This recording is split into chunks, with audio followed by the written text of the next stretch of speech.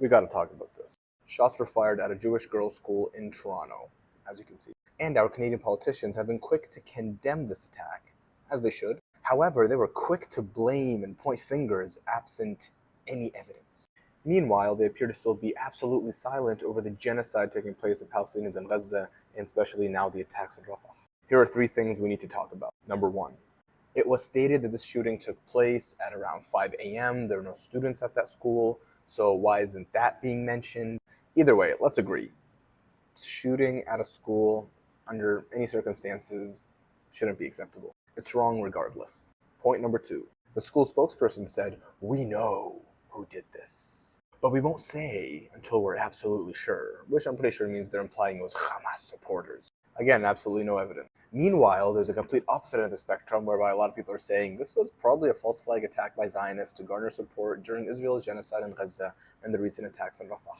Either way, let's not make any assumptions about this, and let's just leave this to our esteemed police force. The same police force that told Canadians to keep their keys outside for criminals to take their cars and avoid a home invasion. Just let them do their jobs, okay? Number 3, anti-Semitism. Yes, Julia, I agree. Anti-Semitism has no place in Canada or anywhere else. And no child should live in fear for their safety, at school or anywhere. But why don't you keep that same energy with Palestinians being bombed at home, Palestinian children being bombed at home, in school, in UN shelters? Do they not have the right to live without fear? And speaking of anti-Semitism, keep that same energy. Because studies have shown that the Palestinians currently being genocided in Gaza are actually 80% Semitic and carry ancient Hebrew DNA, as compared to 97% of the white settler colonialist Zionists in Israel, who are in fact pretty much 0% Semitic. Science. So perhaps you can speak about that anti-Semitism and how white supremacist settler colonialists are murdering Semites in Gaza. Please and thank you. Might even give you a flower from this fake tree. Is it a fake tree?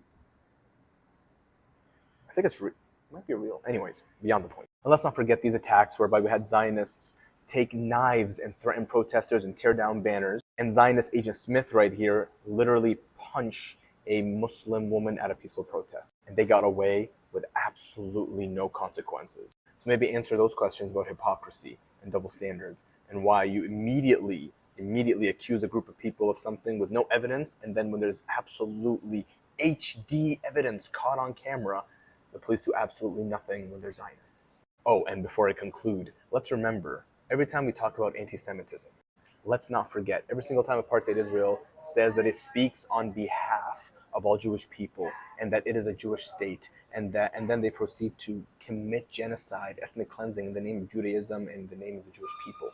That, in and of itself, is a direct result of a rise in anti-Semitism. Oh, and as always, free Palestine. Salam. Peace.